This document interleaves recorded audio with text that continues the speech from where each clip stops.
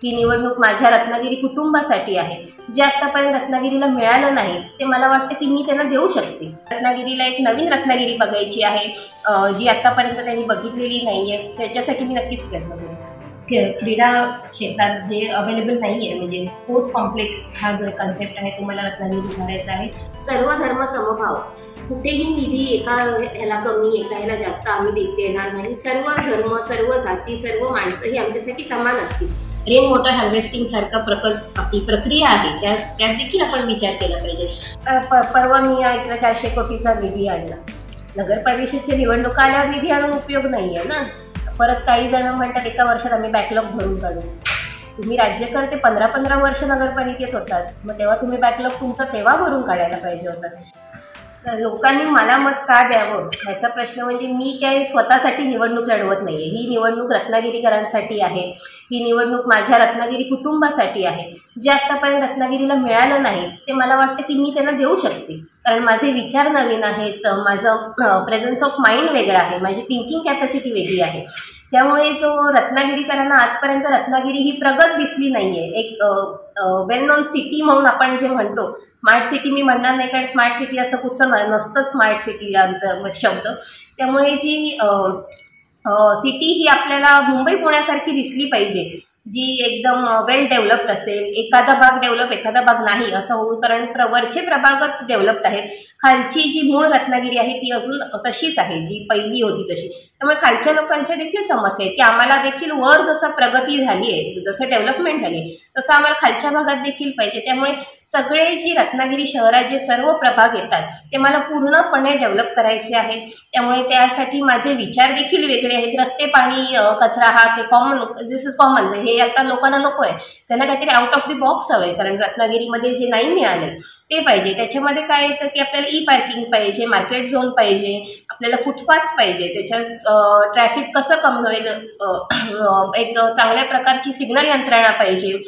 जसं आता रत्नागिरीचं सिंगापूर कुठेतरी स्टेटमेंट होतं, सिंगापूरमध्ये क्रॉसिंगसाठी देखील आपल्याला एक जो क्रॉसिंग एरिया असतो रोड क्रॉस करायचा, तिथे देखील इलेक्ट्रिक हे आहेत बटन्स की आपण ते वापरू शकतो आणि गाड्या थांबतात. तर आपल्याकडे तसं होणार आहे का? क्रॉस करताना गेल्यावर गाडी येणारच आहे पुढे. त्यामुळे दिस इज नथिंग की असे रत्नागिरीचं सिंगापूर होऊ शकत नाही. त्यामुळे तसं मध्ये कॅलिफोर्निया पण आला होता, तर तसं देखील होऊ शकत नाही. पण जे मला देता येईल ते मी नक्की देईन, कारण रत्नागिरीला एक नवीन रत्नागिरी बघायची आहे, जी आतापर्यंत त्यांनी बघितलेली नाहीये. त्याच्यासाठी मी नक्कीच प्रयत्न करेन. तुमचं डोळ्यासमोरचं उद्दिष्ट काय आहे, म्हणजे तुम्हाला कसं बनवायचं आहे? रत्नागिरीमध्ये मला ज्या ॲडव्हान्स टेक्निक्स आहेत त्या वापरून रत्नागिरीमध्ये जे अजूनपर्यंत झालं नाही ते मला रत्नागिरीसाठी करायचं आहे. ज्यामध्ये महिलांकरिता पिंक टॉयलेट नावाची एक संकल्पना आम्ही केली आहे. पिंक सेफ्टी आहे, ज्यामध्ये महिलांसाठी CCTV कॅमेरा असतील टॉयलेटच्या क्षेत्रामध्ये, व महिलांसाठी हेल्पलाईन नंबर देखील असेल, ज्यामध्ये पोलीस यंत्रणा देखील सामील असतील. व जे युवक आहेत त्यांच्यासाठी जे आता आपल्याकडे क्रीडा क्षेत्रात जे अवेलेबल नाही आहे, म्हणजे स्पोर्ट्स कॉम्प्लेक्स हा जो एक कन्सेप्ट आहे तो मला रत्नागिरीत उभारायचा आहे. ज्यामध्ये सगळे जे स्पोर्ट असतील, बॅडमिंटन असेल, बास्केटबॉल असेल, मेन करून जे क्रिकेट आहे, जे शिवाजी स्टेडियमला सध्या स्टेडियम हे बंद स्थितीत आहे, मी परवाच स्टेडियमला जाऊन आले. त्यामुळे त्यांची खूप प्रश्न आहे की आम्हाला क्रिकेट खेळायला देखील स्टेडियमचा वापर करता येत नाही, कारण फेन्स लावून ठेवली ऑल अराउंड दी ग्राउंड.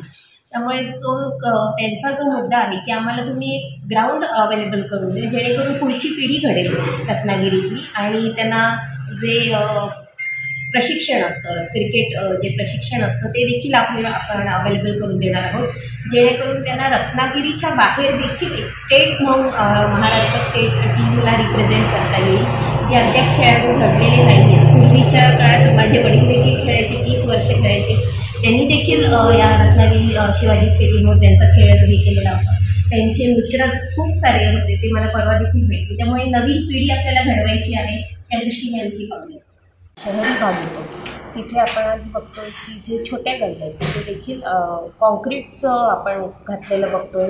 तर रामआईसारख्या ठिकाणी आधी तिथे ड्रेनेज सिस्टीम नाही आहे, गटारं नाही आहेत, मग तिथे आपण कॉन्क्रीट किती ह्याच्यात घालू शकतो. एक लेंथ त्यांनी पूर्ण केली, पण ती दुसरी बाजू आहे जिथे प्रमोद शेरे राहतात, त्यांनी तर साफ नकार दिले की तुम्ही आधी गटारं करा, त्याच्यानंतर तुम्ही जो कॉन्क्रीटचा जो एवढा ब्लॉक येतो तो घाला. कारण काय आहे, पावसाळ्यात ते पाणी सगळं दुकानांमध्ये जाणार. त्यामुळे दुकानदारांनी देखील अपोज केले की तुम्ही कॉन्क्रीटचा रस्ता इथे घालू नका, तुम्हाला घालायचं आहे तर तुम्ही डेप्थ करा आणि त्याच्यानंतर कॉन्क्रीट घाला. जेणेकरून काय होईल, जे पावसाळ्याचं पाणी आहे त्याला तुम्ही एक सोर्स काढून द्या जे ते दुकानांमध्ये येणार नाही. हे मी परवा रामळेत गेले तेव्हा त्यांनी सगळ्यांनी मला सांगितलं की इकडे कॉन्क्रीट घालून झालंय, आम्ही त्याला नकार दिलेला आहे, आमच्या तिथे कॉन्क्रीट घालू नका. त्यामुळे जे रस्ते आपण करतोय, हायवेला ठीक आहे कॉन्क्रीटचा रस्ता घालणं, पण त्याची आपण दक्षता घेतली पाहिजे की आपल्याकडे ड्रेनेज सिस्टीम पाहिजे. पावसाळ्यात पाणी वाहायला ड्रेनेज पाहिजे. ते रस्त्यावरनं जर वाहत राहिलं तर परत खड्डे पडणारच आहेत. त्यामुळे त्या दृष्टीने आम्ही पहिले गटारांचं काम जे आहे, जे मला वाटतं पहिलं नगरपालिकेत मंजूर झालं होतं भुयारी गटार 11 साली, ते अद्याप झालेले नाही आहे. त्यामुळे ती पहिली आम्ही कामं जी उरलेली आहेत, जी स्थगिती दिलेली आहे, ती आम्ही पहिली पूर्ण करणार आहोत. त्याचबरोबर जो कचऱ्याचा विषय आहे आणि मोकाटगुरं, तर ती मोकाटगुरं काय येतात, कारण कचरा आपण रस्त्यावर टाकतो. तर कचऱ्याचं व्यवस्थापन आम्ही मुंबई महापालिकेत जसं असतं की रात्रीच्या वेळी कचरा उचलला जाईल आणि पहाटे सकाळी उचलला जाईल, जेणेकरून काय होईल की गुरंच रस्त्यावर दिसणार नाही. गुरं काय येतात तर कचरा खायला येतात. त्यामुळे ते दोन आम्ही टायमिंग्समध्ये कचऱ्याचं व्यवस्थापन करणार आहोत, जे एक रात्री होईल, एक पहाटे सकाळी होईल. त्यामुळे मोकाट गुरं, कुत्रे हे रस्त्यावर येणार नाही, त्यांचे देखील अपघात होणार नाहीत आणि ट्रॅफिक देखील होणार नाही. आणि कचऱ्याचं दुसरं माझी एक असं संकल्पना आहे की बेळगावमध्ये जे आमदार आहेत त्यांनी केलंय अंडरग्राऊंड डम्पिंग. एका प्रभागात 2 डम्पिंग एरियाज. ते कसं केलंय त्यांनी की एक GPS सिग्नल दिलाय त्या प्रभागातल्या नगरसेवकाला. 1 टनचा जो जार असतो तो अंडरग्राऊंड डंप आहे. तिथे प्रत्येक प्रभागातला माणूस, आपण वरती आपल्याला दिसणारच तो ओला कचरा, सुका कचरा, पण आतमध्ये 1 टनचा जो बकेट आहे तो फुल व्हायला आला की त्या नगरपालिकेतल्या नगरसेवकाला, प्रभागातल्या, तो सिग्नल जाणार की तुम्ही आता कचरा हा आपल्याला दुसरीकडे डंप करायचा आहे डम्पिंग ग्राउंडमध्ये. तर डम्पिंग ग्राउंड आपल्याकडे देखील नाहीये. आपलं शिवाय आपलं सर्व्हिस स्टॉपच्या इथे पाण्याची टाकीजवळ कचरा टाकला जातो आणि तो नंतर जाळतात, त्याचं पोल्युशन होतं. त्यामुळे डम्पिंग ग्राउंड जे करायचे आणि त्याची जी प्रोसेस करायची ती आपल्याकडे चिरेखाणी खूप असतात खणलेल्या, ज्या ओसाड पडलेल्या आहेत. तर माझा असा विचार आहे की त्या चिरेखाणी वापरून, म्हणजे त्या स्पेसिफिक माणसाला विश्वासात घेऊन ती चिरेखाण वापरून त्याच्यावर तो प्रोसेस केला जाईल. जो घनकचरा प्रकल्प आहे आपल्याला करायचा तो देखील. कारण कसं आहे, आता तर मी ऐकते की MIDC जागा दिली, MIDC जागा दिली. MIDC घनकचरा प्रकल्प कशाला जागा देईल ना? MIDC इज फॉर बिझनेस, उद्योग आणायला आहे MIDCची जागा, ती कचरा व्यवस्थापन करण्यासाठी नाहीये. त्यामुळे आपल्याला जो घनकचरा प्रकल्प करायचा आहे तो अशा ठिकाणी करायला पाहिजे की तो करून सुद्धा तो प्रोसेस होईल, ना की नुसतं डंप होईल तिथे. तो एक विषय आहे. आणि पाण्याचा जो आहे तो 2016 साली माजी आमदार बाळासाहेब पाटील मुख्यमंत्री देवेंद्र फडणवीसांकडनं पाणी योजना आणली होती. ती देखील अद्याप पूर्ण करण्यात आलेली नाहीये. तर मला वाटतं 64 कोटीची पाणी योजना होती, ती नाही अद्याप पूर्णत्वास आलेली नाहीये, कारण तत्कालीन राज्यकर्त्यांनी त्याच्यावर लक्ष दिलेलं नव्हतं 16 सालात. त्यामुळे ती जी पाणी योजना आहे ती आम्ही लोकांचं मत जाणून घेऊन, लोकांना विश्वासात घेऊनच ती आम्ही पाणी योजना पूर्ण करणार आहोत, जेणेकरून रत्नागिरी शहराला 24/7 पाणी चालू राहील. आणि एखाद दिवशी जर पाणी नसेल, ज्यामुळे ज्यात धरणाचं काम निघतं किंवा पाण्याची पाईपलाईनची कामं निघतात, त्या संदर्भात आम्ही नगरपालिकेकडनं मोफत टँकर पुरवले जाईल, जे सर्वसामान्यांसाठी असेल. कारण त्यांना विकत घेणं टँकर परवडत नाही, एक टँकरची किंमत 500 रुपये असते. त्यामुळे मोफत नगरपालिकेकडनं टँकर पुरवले जातात. सरकारी योजना आहेत, राखीव जागा उपलब्ध आहेत, पण प्रत्यक्ष काम होत नाही. ह्या प्रश्नाकडे तुम्ही कसं बघणार? आता झोपडपट्टी साईडला आपण बघायला गेलो तर वरच्या साईडला खूप आहे. आपली पहिली क्रांतीनगर देखील झोपडपट्टी होती, पण इंदिरा आवास योजनेअंतर्गत त्यांना आपण तिथे घरं बांधून दिलेली आहेत. बरोबर, ती योजना आपण जे इतर उरलेले झोपडपट्टी तिथे देखील राबवू शकतो, पण ते केला जात नाही का? तर ती माणसं आपल्या अंडर हवीत. राज्यकर्ते तिथे देखील राजकारण करतातच ना. त्यामुळे ते देखील आम्ही लक्षात घेणार आहोत. सर्व माणसं ही सगळं समान असतं. त्यामुळे एकाला एक न्याय, दुसऱ्याला दुसऱ्या न्याय, असं कुठेही भेदभाव नाही. त्यामुळे मी नगराध्यक्ष नक्की होईनच. त्याच्यात आम्ही असं माझ्या वचननाम्यामध्ये देखील लिहिलंय, सर्व धर्म समभाव. कुठेही निधी एका ह्याला कमी, एका ह्याला जास्त आम्ही देणार नाही. सर्व धर्म, सर्व जाती, सर्व माणसं ही आमच्यासाठी समान असतील. त्यामध्ये आता झोपडपट्टीचा विषय आला तर त्या लोकांना देखील स्वप्न पाहण्याचं देखील त्यांना हक्क आहे, नवीन घरात राहण्याचा हक्क आहे. त्यामुळे ती जी इंदिरा आवास योजना त्यावेळी होती, आता देखील असतील, मी त्याच्यावर नक्कीच स्टडी करीन. नवीन असल्यामुळे एवढं मला त्यातलं माहीत नाही, त्यामुळे मी नक्कीच त्याच्यावर अभ्यास करून त्या लोकांना कशी स्वतःचं घर त्यांना मिळेल याच्यावर देखील प्रयत्न करेन. तुम्ही हे झाला नगराध्यक्ष झाला तर हा प्रश्न कसा सोडवण्याचा तुमच्या डोळ्यासमोर? जे गटारांचा जो फ्लो पाणी आहे ते आपण डायरेक्ट समुद्रात न सोडता ते रिसायकल केलं पाहिजे. रेन वॉटर हार्वेस्टिंग सारखा प्रकल्प आपली प्रक्रिया आहे त्यात देखील आपण विचार केला पाहिजे. आता हे पाणी आपण कुठे वापरू शकतो? जर ते नगरपालिकेचे गार्डन्स आहेत तिथे आपण स्वतंत्र विहीर खणू शकतो किंवा बोरिंग असेल, anything we can make there, तिथे आपण वापरू शकतो. कारण कसं एक्स्ट्राचं पाणी तुम्ही तिथे आणून वापरणार, वेस्टेज ऑफ वॉटर आहे ते. त्यामुळे तो जो पाणी आहे, ड्रेनेज आहे, यू शुड रिसायकल इट आणि त्याच्यानंतरच आपण त्याचा काहीतरी वापर करू शकतो. तर पाऊस आपल्याकडे खूप आहे, त्यामुळे रेन वॉटर हार्वेस्टिंगचा देखील आपण इथे विचार करू शकतो. ह्याच्यात मागेच आहे कर्मचाऱ्यांचे देखील पगार होतात की नाही हे देखील शंका आहे. कारण तो जो नगर परिषदचा जो आहे पैसा आहे तो कुठे वापरला गेलाय? तो पुतळा उभारण्यात वापरला गेलाय. जो 15% नगर परिषदला आपल्याला त्या नगरपालिकेला त्याचा खर्च द्यावा लागतो. त्यामुळे काय झालं आहे की 30-40% नगर परिषद ही बॅकफुटला आहे. कारभार जो चालला आहे तो, तर आता ह्या पुतळ्यांची गरज होती का? तर नव्हती. तो आपण पैसा आपल्याला जी कामं राहिली त्याच्यात आपल्याला घालायला पाहिजे होता. रस्ते असतील, पाणी असतील, गटारं असतील, आपला कचरा प्रकल्प असेल, फुटपाथ्स नाही आहेत, तो जो हा पैसा आहे तो आपल्याला सर्वसामान्य लोकांसाठी घालायला पाहिजे होता.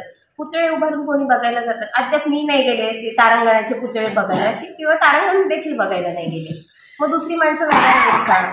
यूथ जर जात नसेल अशा ठिकाणी तर बाकीच्यांना ते उपयोगी आहे का? गार्डन्स ओसाड पडलेली आहेत. परवा मी ऐकलं 400 कोटीचा निधी आणला. नगर परिषदच्या निवडणुका आल्यावर निधी आणून उपयोग नाही आहे ना, असं आहे ना. परत काही जण म्हणतात एका वर्षात आम्ही बॅकलॉग भरून काढू. तुम्ही राज्यकर्ते 15-15 वर्ष नगरपालिकेत होतात, मग तेव्हा तुम्ही बॅकलॉग तुमचा तेव्हा भरून काढायला पाहिजे होतं. यू कांट सी की तुम्ही आत्ता आम्ही निवडून आल्यावर हे करू. बरोबर आहे ना. तुम्ही नवीन यांना संधी द्या. तुम्ही जे करू शकला नाही ते काहीतरी नवीन लोक करू शकतील हे देखील बघितलं पाहिजे. नवीन पिढी आली पाहिजे, नवीन यूथ आलं पाहिजे. आमचे जेवढे उमेदवार आहेत सगळे तरुण उमेदवार आहेत. भले त्याच्यात 4 ते 5 जण पूर्वीचे आहेत, म्हणजे जे पहिले नगर परिषदेमध्ये जाऊन आलेले आहेत, सिनियर आहेत. पण आम्ही तरुण मुलांना संधी दिलेली आहे. त्यांचे विचार असतात, त्यांची थिंकिंग कॅपॅसिटी ही वेगळी असते बाकीच्यांपासून. त्यामुळे जो अर्थसंकल्पावर आपण आलो आहे ते बॅकफूटमध्ये जी नगरपालिका आहे त्या दृष्टीने आम्ही पुढची पावलं टाकणार आहोत की जी थकीत कामं आहेत त्याच्यावर आम्ही जास्त भार देऊन पहिली सर्वसामान्यांची कामं आम्ही पूर्ण करणार आहोत. बाकीचे जे ॲडिशनल विषय आहेत, सुशोभीकरण असेल, इतर असेल, ते आम्ही सेकंड स्टेपमध्ये ठेवणार आहोत. पण फर्स्ट प्रायोरिटी ही नागरिकांची समस्या जी आहे ती सोडवण्यात आमची असेल. तीन साहेबांशी बाळासाहेबांचं बोलणं झालेलं आहे, त्यामुळे ते आमचं चाललंय. असं काही मोठं हे झालेलं नाहीये की महाविकास आघाडी तुटली जे पेपरमध्ये येते, तर तसं नाहीये. महाविकास आघाडी आहे, काँग्रेसची देखील उमेदवार आमच्यासोबतच आहेत आणि ते आमचा देखील प्रचार करत आहेत. उद्धव बाळासाहेब ठाकरे शिवसेनेचं रत्नागिरी शहरामध्ये म्हणतात की नगराध्यक्ष निवडून येणार, बहुसंख्य नगरसेवक निवडून येणार, याचा काही राजकीय संदेश भविष्याच्या राजकारणावर असा जाईल अशी तुम्हाला शक्यता वाटते? राजकीय भविष्यावर मोठा परिणाम होईल या गोष्टीचा? नक्कीच होईल ना. 2019ची निवडणूक येईल तेव्हा दिसेलच. कसं महाविकास आघाडी म्हणून आम्ही 32 जागा उभ्या केलेल्या आहेत, एक नगराध्यक्ष सहित. त्यामुळे 32 पैकी आम्हाला 25 आमच्या उद्धव बाळासाहेब ठाकरेच्या जागा आहेत, 4 राष्ट्रवादी काँग्रेसच्या आहेत, 1 जागा आम्ही इंडियन नॅशनल काँग्रेसला दिलेली आहे आणि 1 बहुजन समाज पार्टी बसपाला आम्ही 1 जागा दिलेली आहे. त्यामुळे माझा असं आहे विश्वास की 32 यावेत. पण तरीही 32 सकट 1 मी नगराध्यक्ष म्हणून आम्ही बहुसंख्येने 3 तारखेला नगर परिषदमध्ये प्रवेश करावा असं मला वाटतं.